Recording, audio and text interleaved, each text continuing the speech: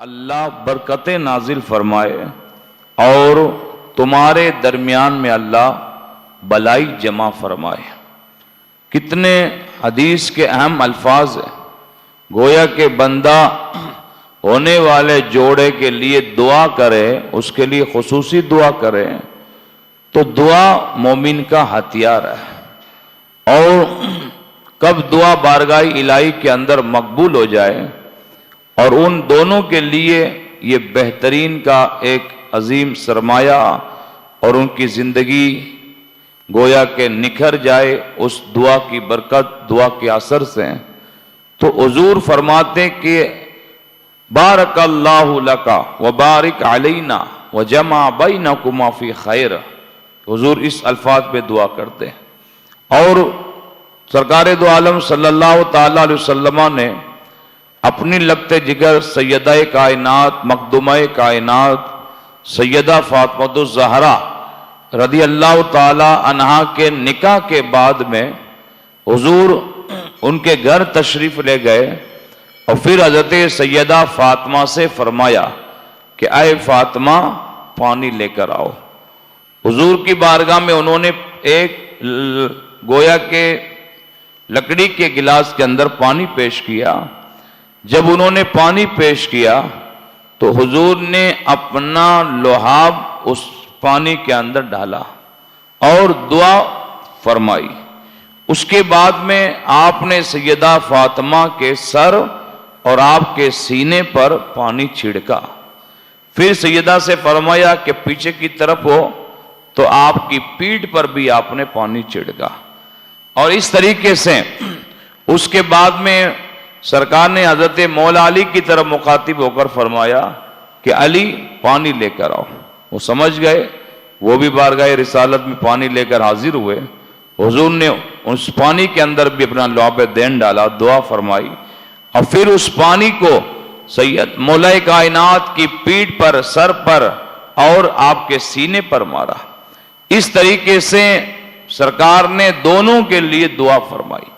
تو اس حدیث پاک کے تحت علماء فرماتے ہیں کہ یہ عمل کرنا بھی باعث برکت ہے کہ بندہ اپنی بیٹی اور اپنے داماد کے پاس میں جا کر اور ان کے سینے پر، ان کے سر پر پانی چھڑکے۔ یہ حضور کی سنت کریمہ ہے۔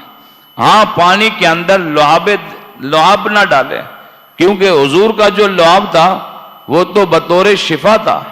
حضور کے لعاب کے اندر برکتیں، حضور کے لعاب کی بہت بڑی خاصیت ہے۔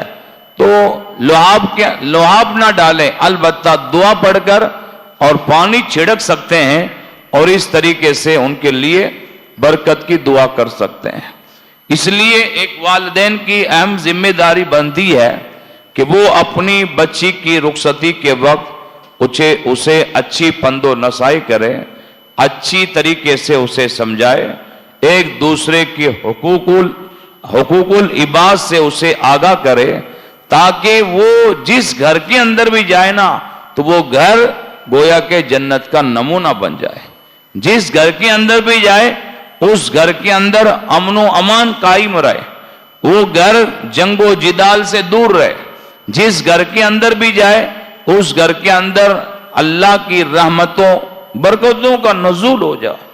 تو اس طریقے سے بچی کو رخصتی کے وقت میں ہمیں اچھی تعلیم دینی چاہیے۔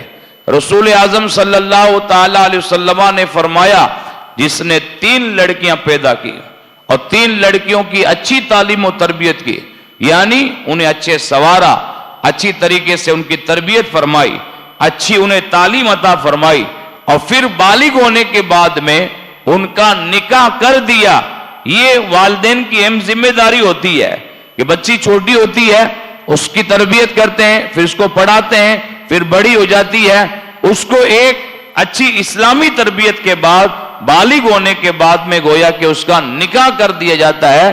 تو سرکار فرماتے ہیں ایسا آدمی قیامت کے دن وہ آدمی اور میں، حضور نے فرمایا وہ آدمی اور میں، اور پھر اپنی انگلیوں سے اشارہ کر کے سرکار نے فرمایا اس طریقے سے جنت میں ساتھ میں رہیں گے، اس طریقے سے جنت کے اندر ساتھ میں رہیں گے۔ حضور نے اپنی دونوں انگلیوں کو ملا کر فرمایا کہ میں بھی اور وہ شخص جس کو اللہ نے 3 لڑکیاں عطا فرمائی، پھر ان کی اچھی تعلیم و تربیت کی، اور پھر بالغ ہونے کے بعد میں ان کا اچھے مناسب رشتے کے ساتھ میں ان کا رشتہ نکاح کیا، قیامت کے دن وہ اور میں جنت میں اس طریقے سے ساتھ میں رہیں گے۔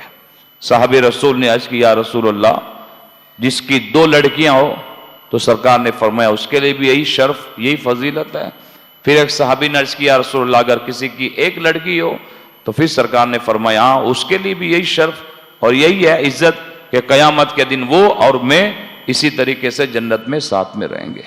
تو کتنی بڑی بشارت ہے، کتنی بڑی اہمیت بشارت اور جنت کا مزدائے جاں فضل۔ اللہ برکتیں نازل فرمائے اور تمہارے درمیان میں اللہ بلائی جمع